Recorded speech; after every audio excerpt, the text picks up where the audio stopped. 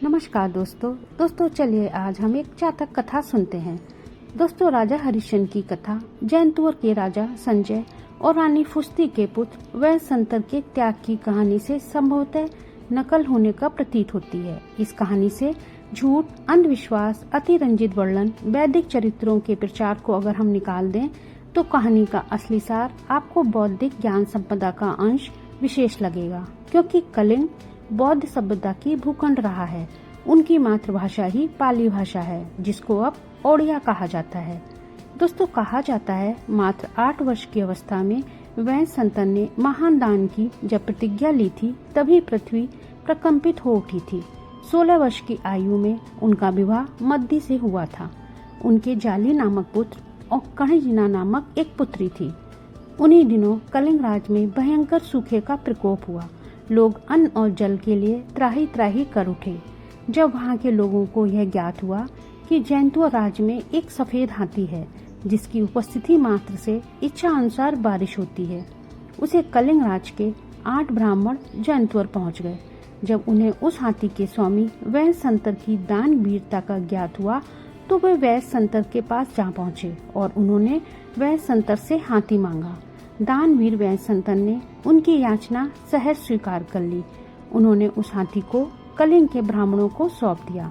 अब जब उस शुभ हाथी के दान दिए जाने की खबर जैनतुवर की प्रजा को हुई तो वो अत्यंत खिन्न और क्रोधित हो गई। लोग दौड़ते हुए राजा के पास पहुँचे, वैनसंतर को दंडित करने को कहने लगे। अब राजा संजय ने वैनसंतर को वनवास का आदेश दे दिया। वैनसंतर के लाख मना करने के बावजूद भी उनकी पत्नी मद्दी भी अपने पति का साथ देने के लिए वनवास को चलने को तैयार हो गई। अतः वैनसंतर अपनी पत्नी और बच्चों के साथ 4 घोड़ों के एक रथ पे सवार होकर वन को प्रस्थान कर गए। मार्ग में उन्हें 4 लोभी ब्राह्मण मिले, जिन्होंने वैनसंतर से उनके 4 घोड़ों को मांग लिया और वैनसंतर ने भी उन्हें अपने घोड़े शहर से दे दिए। जब वह स्वयं ही रथ खींचने की तैयारी करने लगे, तब उनकी सहायता के लिए 4 यक्ष लाल हिरणों के रूप में वहां पहुंचे।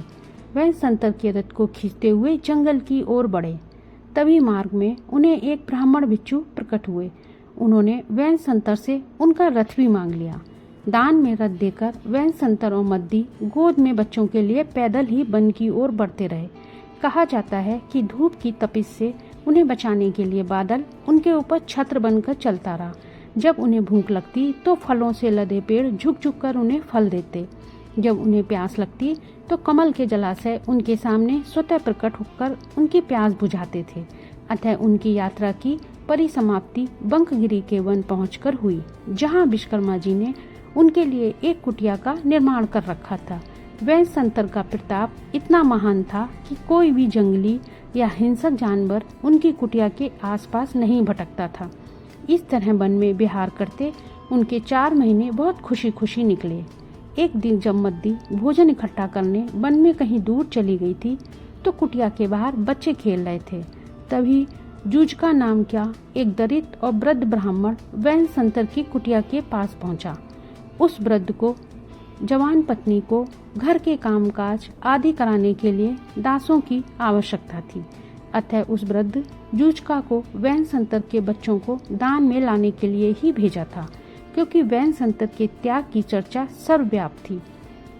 जूझका ने वैनसंतर से उनके दोनों बच्चों को दान में मांग लिया और लताओं से उन बच्चों के हाथ पैर बांध बड़ी बेदर्दी से मारता पीटता घसीटता अपने मार्ग की ओर बढ़ गया।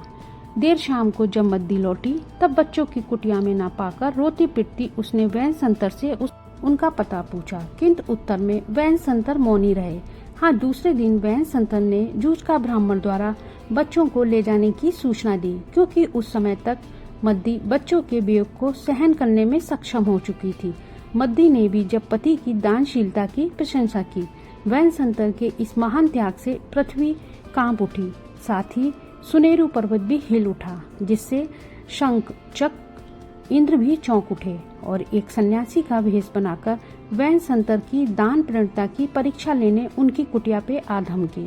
वहां उन्होंने वैनसंतर से उनकी पत्नी को दान में मांगा। वैनसंतर ने मद्दी को भी दान में दे दिया।